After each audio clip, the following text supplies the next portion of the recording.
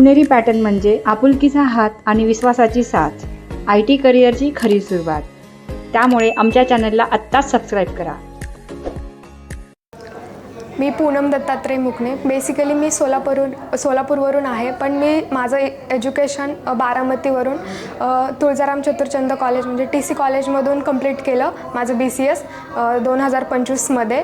आणि त्याच्यानंतरनं मी डेटा सायन्समध्ये पुणेरी पॅटर्नला जॉईन झाले आणि आज माझं सक्सेसफुल प्लेसमेंट झालेलं आहे. तर big thanks to Puneri pattern and team. आपल्या स्टुडंट आहे पूनम दत्तात्रय मुकणे. आज यांचं प्लेसमेंट झालेलं आहे. बेसिकली आपल्या विद्यार्थिनी सोलापूरच्या असून बारामती या लोकेशनमधून त्यांनी TC कॉलेजमधून BCS केलेलं आहे 2025मध्ये. आपल्याकडे डेटा सायन्ससाठी ॲडमिशन घेतलं होतं आणि आज त्यांचं सक्सेसफुली प्लेसमेंट झालेलं आहे पुणे बेस्ड सॉफ्टवेअर कंपनीमध्ये 2.4 लाख पॅकेजसाठी.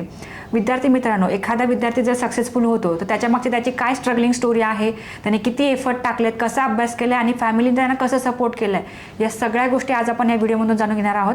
तरी पण जर तुम्ही पुणेरी पॅटर्न या चॅनलला सबस्क्राईब केलं नसेल तर आत्ता सबस्क्राईब करा, बेल आयकनवरती क्लिक करा, कारण पुणेरी पॅटर्न बॅक टू बॅक प्लेसमेंटच्या स्टोरी टाकणार आहे. प्रत्येक स्टोरी तुमच्यापर्यंत आली पाहिजे आणि ती तुम्ही पाहिलीसुद्धा पाहिजे. चला तर मग न थांबता व्हिडिओला स्टार्ट करूयात. सो पूनम, आज कसं वाटतंय? आज मी खूप हॅपी आहे. ओके, ग्रेट, खूप चांगली गोष्ट आहे. आणि मला सांगा, घरचे कसे आहेत? घरचे पण खूप हॅपी आहेत. म्हणजे इमोशनल झाले पहिलं तर. म्हणजे कुठेतरी शिकवल्यासारखं काहीतरी केलं याचा त्यांना खूप आनंद आहे. Very nice. आता मला सांगा की तुम्ही बारामती या लोकेशनमधून एज्युकेशन केलं, इथे पुण्यामध्ये येऊन क्लासरूममध्ये केलं, राईट? हो. तर मग तुम्हाला घरच्यांनी कसं काय पाठवलं? कारण बरेच साऱ्या घरच्यांचे असं असतं की आम्ही आमच्या मुलीला नाही पाठवणार. मग तुम्ही इंडिपेंडेंटली इथं आलात, रूम करून राहिलात, आज प्लेसमेंट झालं. मग घरच्यांनी कसा सपोर्ट केला? घरच्यांना मी हट्ट केला की मला माझं करिअर करायचं आहे आणि घरचे पण सपोर्टिव्ह राहिले, त्याच्यामुळं पाठवलं त्यांनी. ग्रेट, खूप चांगली गोष्ट आहे. मला हे सांगा की अशी काय गोष्ट होती ज्यामुळे तुम्हाला मोटिवेटेड वाटलं की नाही, मला जायचं आणि क्लास करायचा आणि प्लेसमेंट घ्यायची? पहिलं तर प्रत्येक मुलीने आयुष्यात तिच्या काहीतरी ड्रीम अचीव केलं पाहिजे, म्हणजे इंडिपेंडेंट बनलं पाहिजे.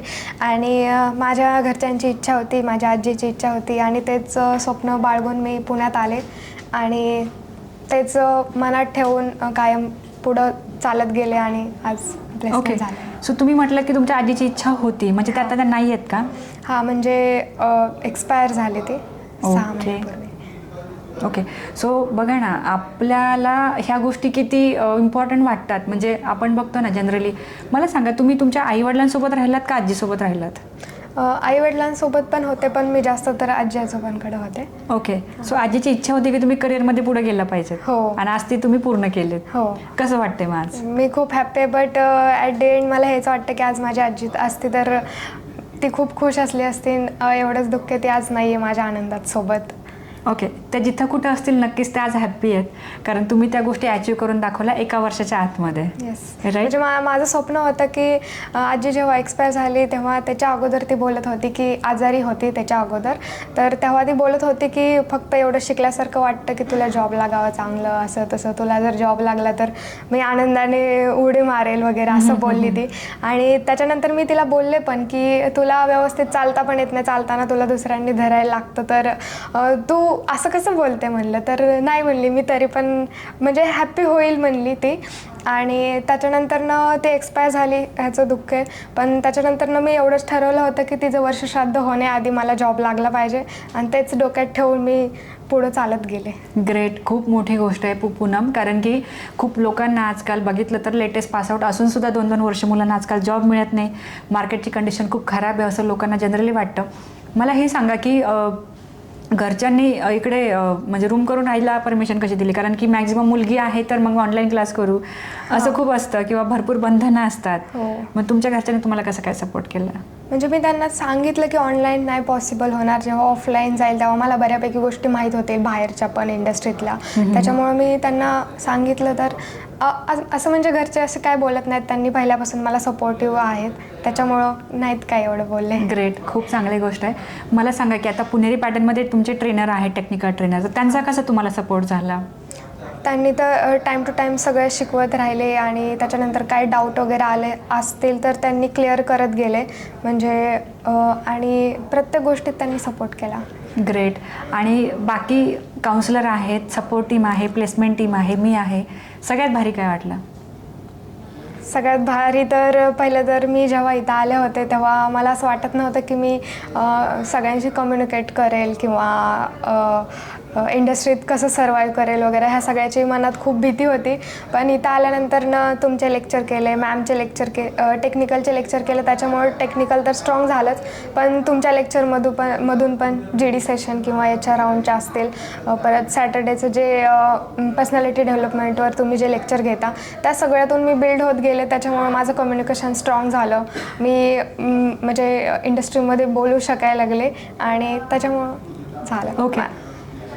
मला सांगा की डे 1 ज्यावेळेस तुम्ही इथं आला होतात आणि आत्ताचा टाईम याच्यात काय अंतर आहे? पहिलं तर मी खूप घाबरत होते आणि आज माझी ती भीती गेली आहे. म्हणजे असं वाटायचं मी बोलू शकेल का नाही, का कम्युनिकेशनवर मला डाऊट येत होता, कारण की टेक्निकल तर सगळं जमायचं पण ॲट द एंड टेक्निकलमध्ये स्ट्रॉंग असून उपयोग नाही आहे. आपल्याला व्यवस्थित कम्युनिकेट पण करता आलं पाहिजे, व्यवस्थित आपल्याकडे तेवढा कॉन्फिडंटली बोलता आलं पाहिजे आपल्याला. बरोबर. ह्या सगळ्या गोष्टी महत्त्वाच्या आहे. ह्या सगळ्यात पुणेरी पॅटर्नच्या टीमनी खूप सपोर्ट केला. ग्रेट. मला सांगा, इंटरव्ह्यूमध्ये ज्यावेळेस तुम्ही गेलात तर त्यावेळेस HR राऊंडमध्ये जे क्वेश्चन विचारले त्याची तुम्ही कशी तयारी केली? त्याची तयारी तर खरं तर तुम्ही जे HR राऊंडचे क्वेश्चन घेतात त्यातूनच तयारी होऊन गेली. मला सांगा, त्या कंपनीमध्ये HR राऊंडमध्ये जे क्वेश्चन विचारले होते त्या क्वेश्चनची तुम्ही तयारी कशी केली? म्हणजे मला हे नका सांगू की मी शिकवलं, मला हे सांगा की तुम्ही कसा अभ्यास केला? एकतर अचानक मला समजलं की आज इंटरव्ह्यू शेड्यूल झाला आहे आणि त्यातून मला सगळी तयारी करून जायचं होतं, कारण ट्रॅव्हलिंगला वेळ खूप जात होता, बाणेरला इथून जायचं म्हणजे, आणि त्या सगळ्यात मला प्रिपरेशन करायला जास्त टाईम नाही भेटला. तर मग मी बसमध्ये जात बसून ते सगळं रीड केलं आणि त्या गोष्टीसाठी प्रिपेअर झाले. बरोबर. खूप मोठी गोष्ट आहे. विद्यार्थी मित्रांनो, कधी कधी असं होतं ना की आपण असा विचार करतो की अरे नाही, माझा अभ्यास नाही झाला, पण असा अजिबात विचार नाही केलेला आपल्या स्टुडंटने. त्यांनी जाताना सुद्धा अभ्यास केला आहे बसमधून आणि त्यांचं सक्सेसफुली प्लेसमेंट झाले. असताना 2.4चं पॅकेज मिळाले, ॲड ऑन इन्सेंटिव्हसुद्धा त्यांना या जॉबमध्ये मिळणार आहे.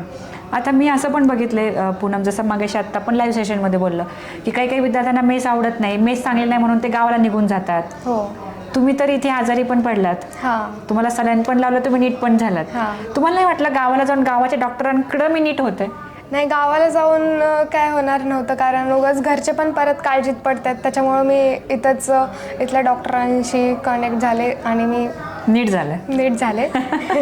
बघा ना, शिकण्यासारख्या गोष्टी आहेत. आजकाल मोठ्या माणसांना जमत नाही, म्हणजे आम्हाला जमत नाही अशा काही गोष्टी. एवढं म्हणजे कुठून येतं आहे मोटिवेशन? घरच्यांपासून. बघा, आपण नेहमी म्हणतो ना, माझ्या सेशनमधून मी नेहमी सांगते की आपल्या उंबऱ्याच्या आतले फक्त आपले असतात. जर ते आज आपली काळजी करतात, आपल्यासाठी चांगला विचार करतात, तर ते फक्त आपल्याला फायद्यासाठी असतं. बरोबर. आपण त्यांना बघूनच मोटिवेटेड राहिलं पाहिजे. मला सांगायला आनंद वाटतोय विद्यार्थी मित्रांनो, आपल्या स्टुडंटला जेव्हा मी काल बोलले त्यांनी मला हे सांगितलं की माझी आई अजूनही रडते कारण तिला एवढा आनंद झालाय. बरोबर. सो म्हणजे असं पाहिजे की आजकाल मुलगी झाल्यानंतर लोकांना वाईट वाटतं, ह्यापेक्षा मुलगी झाली याचा आनंद झाला पाहिजे आणि त्याच्याही पुढे जाऊन त्याच मुलीला करिअरमध्ये जर चांगला पॅकेज किंवा पगार भेटला तर त्याच्यापेक्षाही मोठा आनंद आईवडिलांना झाला पाहिजे. अशा फॅमिली प्रत्येक महाराष्ट्रातल्या प्रत्येक घरात असल्या पाहिजेत. ज्याच्यात आता मला हे विचारायला आवडेल की आपल्या महाराष्ट्रभर खूप सगळे मुली आहेत, महिला आहेत, आज त्यांना खूप इच्छा आहे पुणेरी पॅटर्नसोबत क्लास लावायची किंवा शिकायची, काही कारणास्तव त्यांना पॉसिबल नाही होते किंवा त्यांना भरपूर रिझन्स आडवे येतात. तुमचं त्यांना सगळ्यांना काय म्हणणं असेल, काय संदेश असेल?